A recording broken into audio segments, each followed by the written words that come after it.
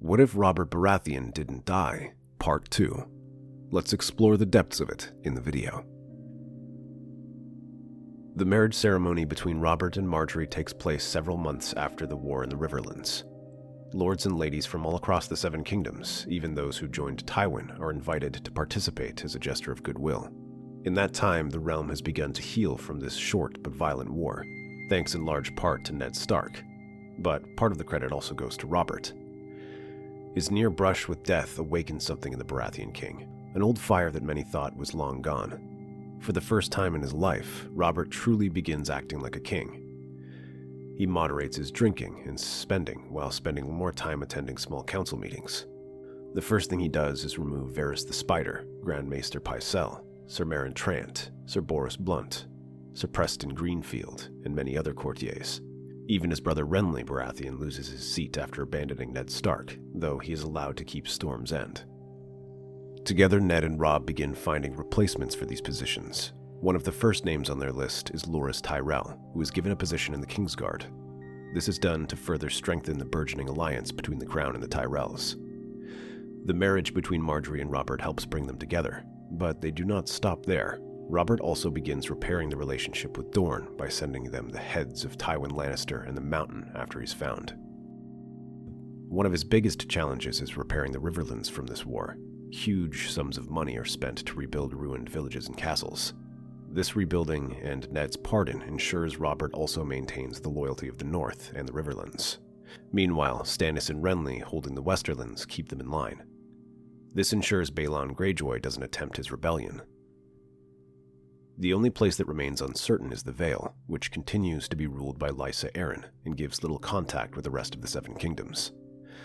But barring these local threats, like Tyrion's mountain clans, the Seven Kingdoms are at peace, and allow the new small council to address their enormous debt. Tywin's debts are considered invalid, leaving only the Iron Bank and the Faith, forcing Robert to cut down on his lavish lifestyle. To make matters worse, they lose Littlefinger as well. Though his assistance of Ned Stark spares him from removal, he voluntarily steps down. My lords, I regret to inform you that I feel the need to resign from my position. Though I am grateful for the honor you've given me to serve as Master of Coin, I believe it is high time I return to the Vale. The Vale? Now? With all Mountain's clansmen running amok, and Mad Lysa doing seven knows what? It hardly seems like the teat you'd be running to, Lord Baelish. Our king has such a way with words, but that is precisely why I feel the call of home. I must do my part to ensure the king's peace in the Vale. While I am no great warrior or commander, I have long been friends with Lady Arryn, and hopefully I may advise her. That is, with your permission. That wit of yours will be sorely missed here, Littlefinger. That and your magic with money. But I will not stop you. Go then, and I wish you great luck with that woman. And be careful, Lord Peter. The high roads are dangerous now, and I know the Imp has no love for you. Your concern is appreciated, Lord Stark, but I've survived far worse than the dwarf. When Robert isn't handling matters of the ruling, he is using his new free time, not drinking or whoring, to train in the yard. It has been many years since he had begun training, but the recent excitement was an eye-opener for him. The first was his recent battle against Tywin. Although a success and victory for him, Robert could feel the difference in his strength compared to his rebellion. The other is his marriage to Margery Tyrell.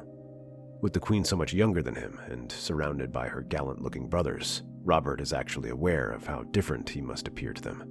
Older, fatter, drunker, closer to her oafish father. While Margery doesn't say anything, he can sense the judgment in her and vows to become strong. He tasks this job to Barristan Selmy, who is ordered not to hold back in their sparring sessions.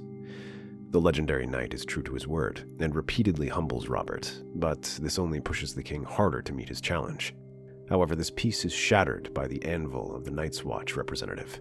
Sir Alistair bears the hand of a dead ranger and warning of the others. At first, Robert is in disbelief, but Ned takes these threats seriously, especially as his brother disappears beyond the wall and urges him to send troops. For a start, they empty the dungeons and have all the men sent to the wall, but these only number a few dozen. Robert orders that some of the houses that sided with House Lannister provide some men as punishment for the wall. The North also volunteers men, and the Riverlands, as many men lost everything, and the wall will at least provide them with shelter and companionship. They managed to scrape up a force of about 2,500 men who march to the wall, and not a moment too soon. An army soon arrives on the wall. Not the hordes of whites that Alistair warned about, but wildlings led by Mance Rayder. With the extra reinforcements, they find all castles garrisoned and ready. The battle is one-sided, as the wildling forces are smashed, allowing the victorious Night's Watch to dictate the terms. Many are happy to simply let the wildlings starve beyond the wall, but Jon Snow abdicates letting them in. He suggests that they be forced to yield their weapons, and add their numbers to the Night's Watch and settle in the new gift. But this is just the start of their problems. The recent wildling incursion only confirms the presence of the White Walkers, as wildlings verify this report, and survivors of the Great Raging report being attacked by them. News soon reaches the court, and the mood changes instantly. From the laughter and mockery that hamper Alistair's early visit, many now realize how serious the situation is. Ned takes command of these affairs as Warden of the North. But as their gaze turns north, trouble begins to brew in the east as rumors abound of the mysterious Daenerys Targaryen. There are reports of her summoning dragons, of her taking control of Slaver's Bay, and now they claim she plans on turning her army west to the Seven Kingdoms to reclaim the Iron Throne. The mention of the Targaryen name sends Robert's blood boiling. One thing that hasn't changed from the days of his youth is his hatred for that family. Suddenly, Robert seems like he's 20 years younger, as he begins planning for her arrival with new energy. Taking only a small group of trusted men, he rides across the land. The years of training have done their part, as he loses much of his excess weight and shaves his beard, looking closer to the mighty hero he was during the rebellion. Meanwhile, he's accompanied by his beautiful wife and her gallant brother, alongside Barristan the Bold. This makes for an inspiring sight for commoners and nobles alike. Coupled with his natural charisma, Robert can bring most of the realm together. Most, but not all, as some remain distrustful of him. In the south, Renly never fully forgave Robert for removing him as Master of Law, especially after he secured the marriage between him and Margery. Though he never shows it, he secretly seethes and waits for an opportunity to strike. The same is true for Littlefinger, who still hasn't forgotten about his ambitions to the throne, and has spent these years consolidating his hold over the Vale. While the lords distract him, his position as Lysa's husband ensures that he cannot be actively threatened. When they hear of the Dragon Queen's rise, both secretly send messengers to treat with her, offering their aid. They are soon joined by a second ally, the Golden Company led by Jon Connington and young Griff. At first, Daenerys is skeptical, but the promise of the Golden Company convinces her, and they soon set sail. But as they reach the narrow sea, the fleet splits into two. The Golden Company sails toward the Stormlands, where Renly promises them easy passage. Tarth is the first to fall, as Renly already storms it with his men and allows the Golden Company to begin landing on the mainland. However, ships from House Seaworth slip past and inform the capital. Soon the royal fleet arrives to challenge this land. Outnumbered nearly 10 to 1, the Golden Company ships stand no chance. But as the royal fleet approaches, a roar echoes from the Straits of Tarth. From the woods, a trio of shapes takes flight, their wings darkening the sky as Daenerys' dragons loom overhead. All three hovering over the ships, dodging crossbow bolts and arrows as they counter with fire. Pillars of flame erupt forward, burning the first rank of war galleys and sending the rest into a panic. Ships desperately try to escape the inferno by turning around and running. These crash into each other, making it impossible to maneuver. Dozens of warships go up in flames, as through the burning wreckage, the Golden Company sails for the mainland. Those ships that do escape find themselves harried by ships loyal to Renly Baratheon. When at last the Golden Company makes landfall in the Stormlands, they find Storm's End's gates wide open. Hearing this, Robert is furious and begins mobilizing his army to confront them. He rushes south to confront them along with the Tyrells and Martells, who are also assembling their host. However, with their royal fleet in disarray, this leaves the second fleet to land almost unopposed in the Vale of Arryn. The city of Gulltown is unprepared, as the first ships emerge from the mist. The guards barely have the chance to raise the alarm before the freedmen and sellswords leap down their ships. followed closely by the Unsullied. They rush through the streets, and although the City Watch and whatever soldiers remain in the city put up a good fight, they are badly outmatched, and most are either killed or forced to surrender. Houses Grafton and Arryn of Gulltown both are defeated and forced to surrender to Daario, whose golden tooth flashes as he smiles. Hardly worth my time. I hope the other lords of the Vale will be more entertaining. As the smoke of Gulltown's defeat rises in the air, reports circulate of the Vale with their lords all rushing to mobilize their armies. Some rush to retake Gulltown, while others move to block passes or defend their lands. But Littlefinger proves his worth once again. He sends false reports of their locations, numbers, and plans. Vale men march through the empty battlefields, rush to defend unimportant locations, or are simply too intimidated to leave their castles. Some even join their forces with advancing Targaryen forces. The few forces they face are easily swept aside, allowing the Unsullied and the Sellswords to make a lightning charge across the Vale until they reach the Bloody Gates. Thanks to Littlefinger's efforts, most of its garrison and supplies are gone when the Unsullied arrive. To their surprise, the defenders are ordered by Lysa Arryn to simply let them pass. Littlefinger simply whispers to her ear, saying that once they are through, it shall be the remaining 6 kingdoms' problems. The only real challenge they face is Tyrion. Thousands of clansmen descend the mountain to raid them, but they are not strong enough to stop the Unsullied who reach the lowlands. Once in the Riverlands, their forces spread out and begin their campaign. The Unsullied move through the Riverlands, their disciplined formation striking fear into the heart of the rivermen. Sellswords and freedmen ride ahead, capturing fjords and crossing for them to pass, but facing stiff resistance from the Riverlords. They initially try to group up and face them head-to-head, but even their much-vaunted knights are no match for the disciplined ranks of the Unsullied, or the relentless fury of the Sellswords and freedmen. The Knights of the Vale who do ride with them only add to the chaos, scattering their forces. This leaves the Riverlords to switch tactics, instead using the rivers to their advantage, blocking off choke points and launching hit-and-run before using barges to disappear. This harries them across the region, with the Riverlords using the superior knowledge of their surroundings to terrorize the Targaryen forces.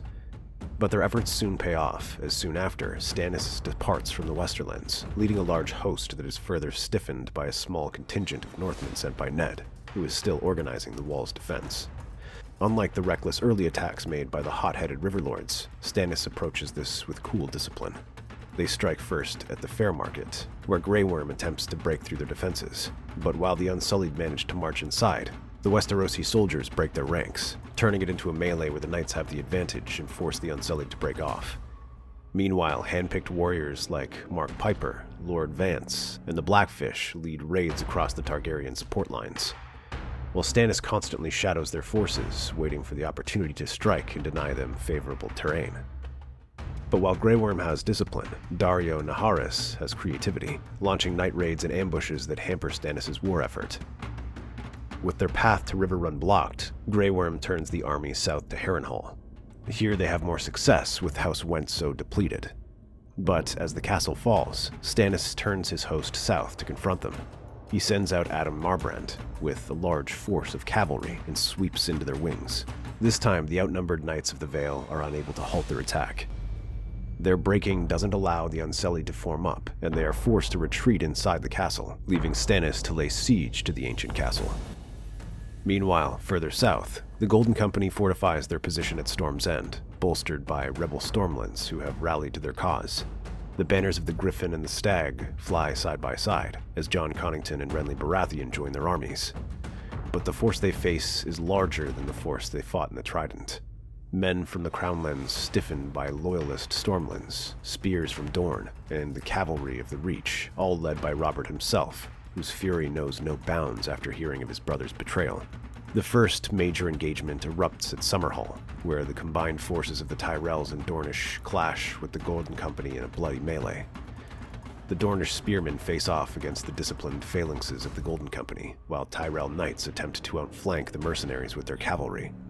Against lesser foes, this would have been a sound strategy, but the Golden Company do not break, and Renly's Stormlords fight with zeal, their knowledge of the terrain, choosing ground favorably to their environment.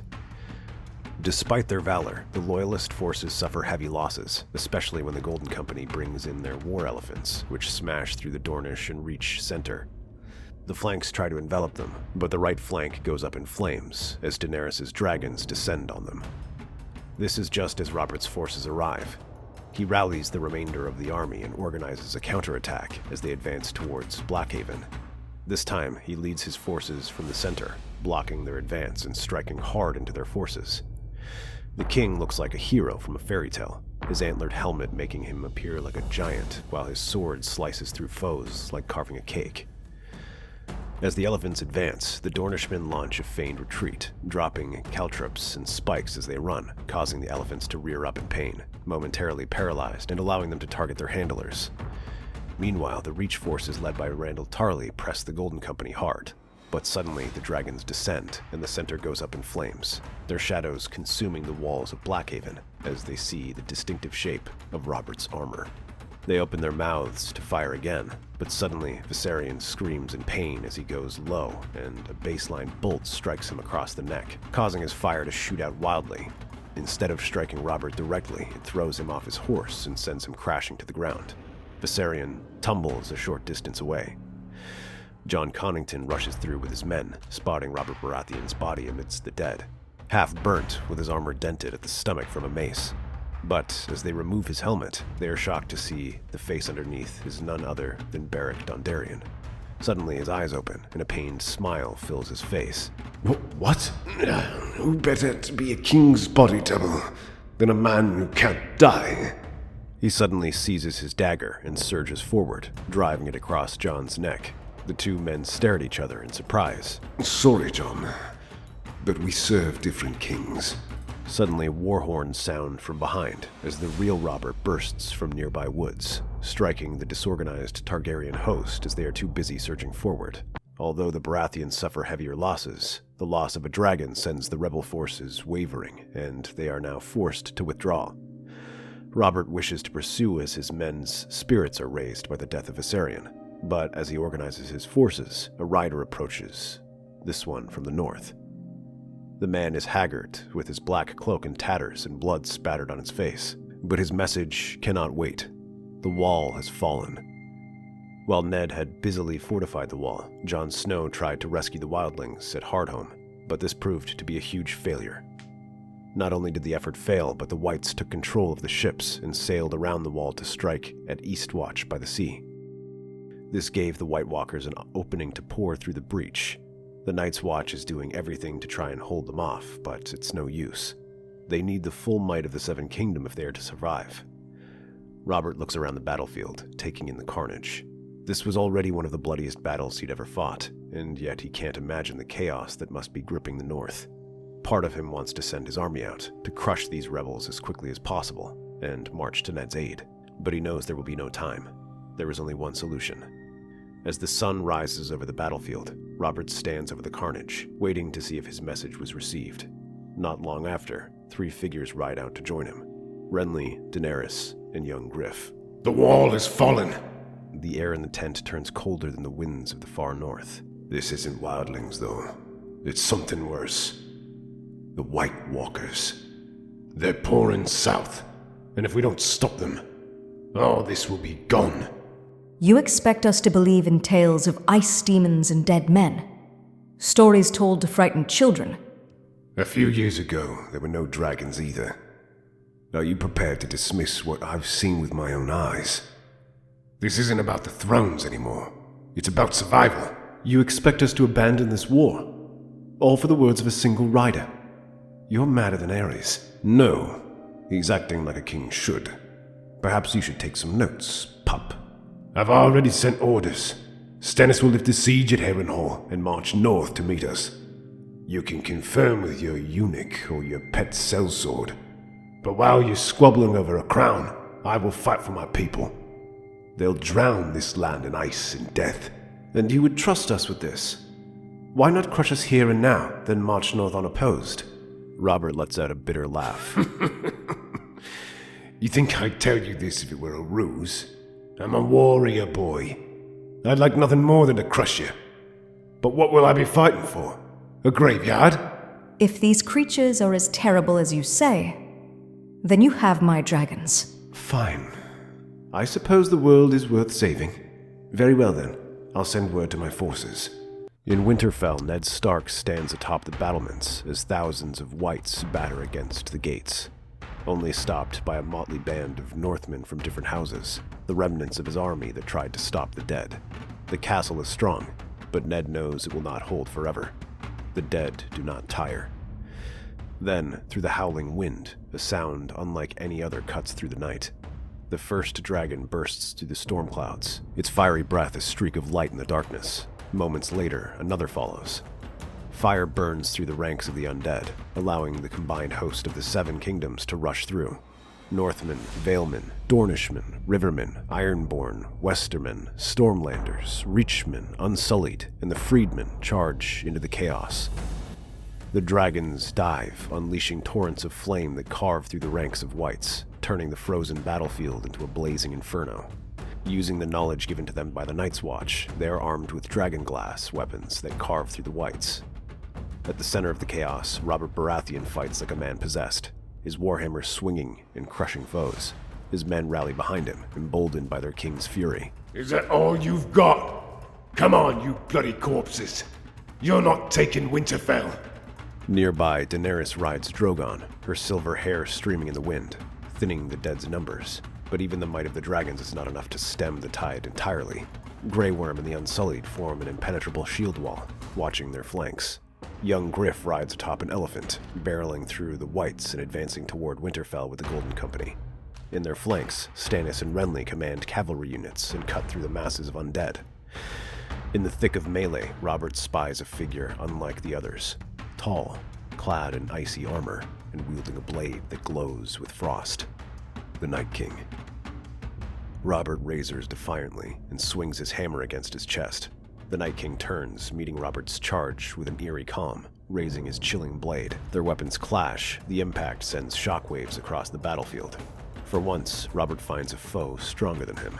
Blow after blow rains down on Robert, and for the first time, the Stormlord is forced to retreat, blood seeping from wounds torn into his armor. Though Robert gets a blow in that cracks the Night King's chest plate, this barely slows him down, and a blow from the Night King sends Robert tumbling to the ground. The Night King raises his sword for the killing blow, but then, from the gates of Winterfell, a desperate cry rises. Young Griff whirls his elephant around, tossing whites aside as Jon Snow, Robb Stark, and Ned lead a final charge out of the castle. They smash into the rear of the undead horde, scattering the whites and drawing the Night King's attention away from Robert as Jon rushes up to the Night King and crosses swords with him, while Ned pulls Robert away and drags him to safety. Robert struggles to rise as Jon clashes with him, Longclaw humming as it connects with the sword. Although Jon fights with everything he's got, it's clear he is no match for the Night King, and he begins to back away. With the last surge of strength, Robert rushes forward and swings his hammer down at the Night King's knee, shattering it and sending it tumbling over. As he topples to the ground, Jon buries Longclaw into his throat. Suddenly, the dead all around them crumble apart as the Night King shatters into nothingness. By dawn, only the living remain standing. But the question of the Iron Throne remains. To everyone's surprise, Robert comes up with an answer. He shall step down as king. At first, no one can believe it, but he insists. He says the only reason he continued as king was to fix his mistakes. Now the best way he can do that is by appointing a worthy successor. After seeing Griff and Daenerys fighting side by side, he feels confident in their abilities. So, in the halls of Winterfell, surrounded by the great lords and ladies of the Seven Kingdoms, Robert renounces the crown and instead takes up a life of a sellsword. The Golden Company readily accepts Robert as the Captain General, while Griff and Daenerys are wed and made to rule as king and queen. Robert leaves the north with much fanfare. His bannermen and friends all tearfully cheer his name while Unsullied clash their spears. Even Stannis and Renly put aside their differences to wish their brother well. In the air, dragons roar and blow bursts of fire in salute. But the last person to say goodbye is Ned Stark. As Robert departs, the two exchange a few kind words and embrace before the former king sails off. Soon, the singers across the Seven Kingdoms sing of the Sellsword King and the Wandering Stag.